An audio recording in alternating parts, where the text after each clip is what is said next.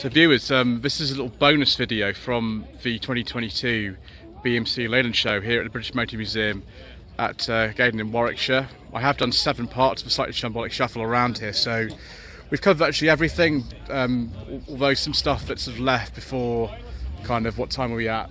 About sort of 2:45. Anything that left before about 2:30 we maybe not have got, but this has clung on, and I'm so happy after a whole year that I've been offered the chance to film this extremely rare 1987 Austin Montego 2.0 EFi Vanden Plas.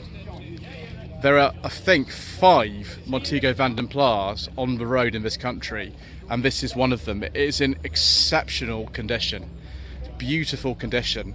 It was made, we think, late 1985, but hung around unregistered for a long time until early 1987. One of the favourite things about this car, it's not quite got a beige leather interior, but it has kind of got sort of olive or grey interior, and it is full leather. Vanden Plas was the absolute top of the range standard Montego you could get apart from the MGs, and got wood door caps, and we've got leather steering wheel, Vanden Plas badge, 4 electric windows, top of the range Philips tape player, which would have been, you know, the B's and E's in 1987. Even got a little Vanden Plas mat there. So these cars are so rare that I just didn't mind waiting a year to film this. We've got a little how's light switch there, little caravan symbol there. This is the dash that went into the majority of the Montegos. There was some slight revision for the 88.5 facelift, which is about October 88, but this is the more common pre-facelift dash. Most of them though do not have all these switches in the middle here. The other electric windows, you'd only have them on the extreme edges here. 5-speed manual gearbox, you could get an automatic. That this is the Honda PG1 gearbox. In fact, I've driven 2 Montegos with this very engine, one is fuel injected and one not. So there is a good idea on the channel, if you watch the Montego Mayfair review, of actually how this does drive. But for sure insurance reasons I'm actually not allowed to drive this, so a bit of a shame, but there we go. You can see we've got all the luxury spec, including the electric mirror switch, which went on right the way to the MG X-Power SV. Ashtray, of course, around here, digital clock, very, very nice condition in here, and there's now 10 cassettes. Look at that action on the glove box, isn't that nice? And there's somewhere to store them, and there's a vanity mirror. Oh, viewers, I can't express my extreme excitement to you enough of actually having sat in this car. It's just amazing. Lovely alloy wheels as well, unique to the Vanden Plas models. Because this is a Montego rather than a Maestro, you actually get very good interior space in the back as well. There's plenty of room in here, and the headlining's not sagging. Isn't that amazing? That's what a complete Montego headlining looks like. Headroom's a little bit restricted, but the legroom's absolutely fine. Even got the ashtrays down here. No rear door pocket for some reason, and the pull for the door to close them is in a bit of an unusual place. But rear electric windows. Unfortunately, no air conditioning, which on a day like today I could do with, but you know, I'll take what I can get. Look at this though. Absolute luxury. Leather lined rear seats with rear armrest.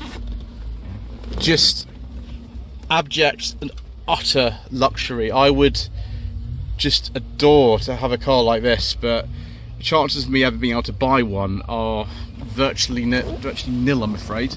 Much as I would want to. It's quite easy getting in and out of that. It's not bad.